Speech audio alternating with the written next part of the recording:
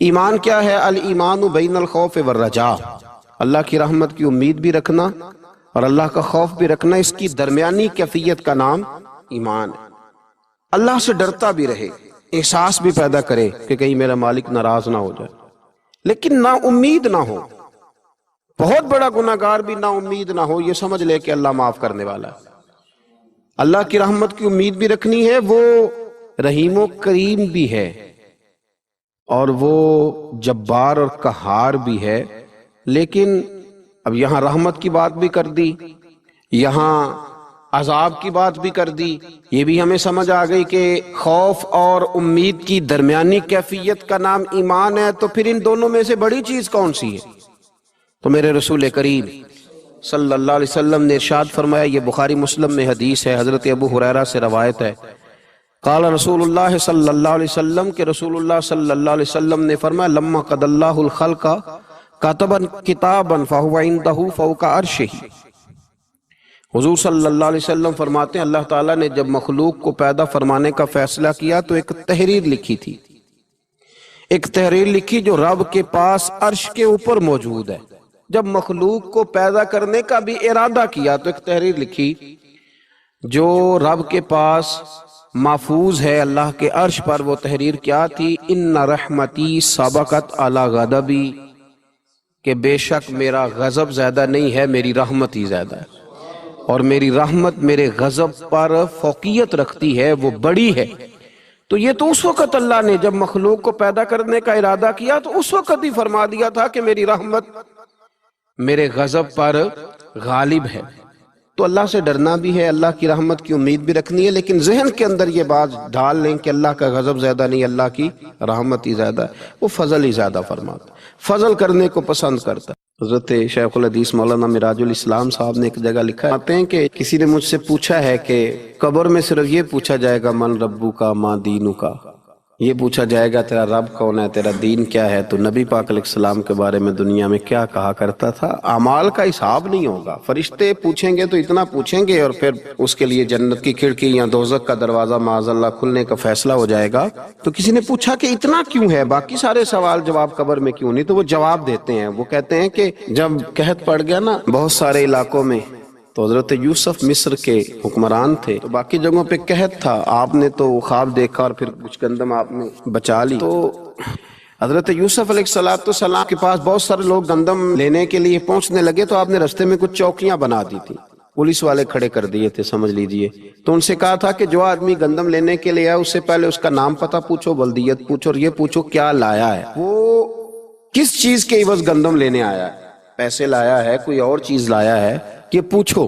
چوکیاں مقرر کر دیں۔ انتظار تو تھا نا کہ میرے بھائی آئیں گے، وہ آئیں گے، حضرت یعقوب کے بیٹے آئیں گے، انتظار تو بھائیوں کا تھا، اگرچہ انہوں نے بڑی زیادتی کی ہے پر ان کو آنا تو ہے۔ تو فرمانے لگے کہ سارے لوگ آئیں تو ان سے پوچھنا کہ وہ کہاں سے آئے ہیں، وہ کون ہیں اور کیا لائے ہیں، یہ بھی پوچھنا۔ لیکن فرمایا جب کنعان کے لوگ آئے نا تو بس اتنا پوچھ لینا وہ کون ہے، یہ نہ پوچھنا کیا لے کے آئے۔ بھائی ہیں نا تو ان کی پردہ پوشی کرنی، ان سے نا بس اتنا پوچھ لینا کہ وہ کون ہے، وہ اگر بتائیں کہ ہم کنعان سے آئے ہیں تو بس اتنا ہی کافی ہے، ان سے پھر اگلا سوال نہ کرنا۔ تو حضرت شیخ فرمانے لگے، رب فرماتے فرشتو تم نہ جا کے بس اتنا پوچھ لینا قبر میں میرے بندے سے کہ وہ مجھے جانتا ہے نا، اس کا پردہ نہ کھولنا، تم نہ حساب کتاب پوچھنا، بس اتنا پوچھ لینا مجھے اور میرے نبی کو جانتا ہے، اگر وہ کہے جانتا ہوں تو پھر آنے دینا، میدان محشر میں خود پوچھ لوں گا۔ اور مسلم شریف کی حدیث ہے، میرے رسول پاک علیہ السلام فرماتے ہیں اللہ اپنے بندے پر اپنی رحمت کی چادر ڈال کے پوچھے گا، لوگوں سے چھپا کے پوچھے گا یہ گناہ کیا تھا، اللہ میں بھول گیا تھا، یہ والی غلطی کی تھی، اللہ میں بھول گیا تھا، یہ بھی تیرا ہی گناہ ہے، اللہ میں بھول گیا تھا۔ فرمایا اللہ تبارک و تعالیٰ اس سے اعتراف کراتا جائے گا، وہ جب اعتراف کر لے گا وہ ڈرے گا کہ اب پتہ نہیں میرے ساتھ کیا ہونے لگا۔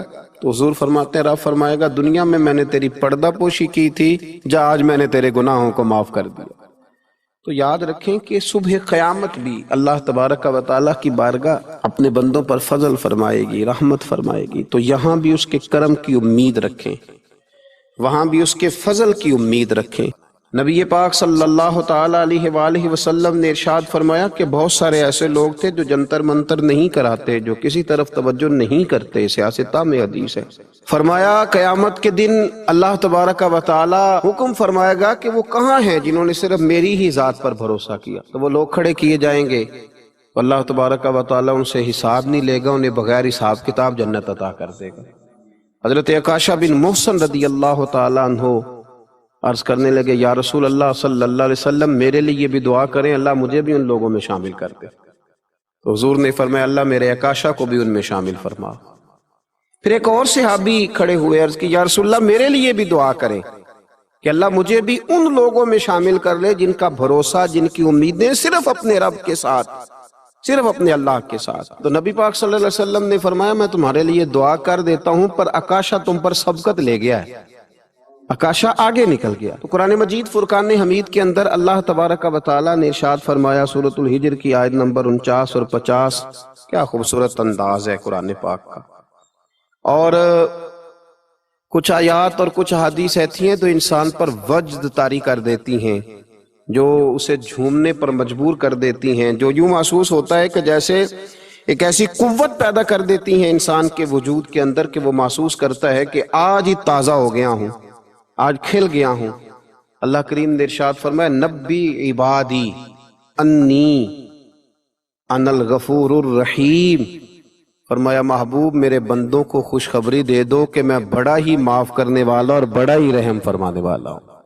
نبی عبادی، محبوب میرے بندوں کو خبر دے دو، محبوب پیغام دے دو انہیں کہہ دو کہ میں بڑا ہی معاف کرنے والا ہوں، اور میرا عذاب بھی دردناک عذاب ہے۔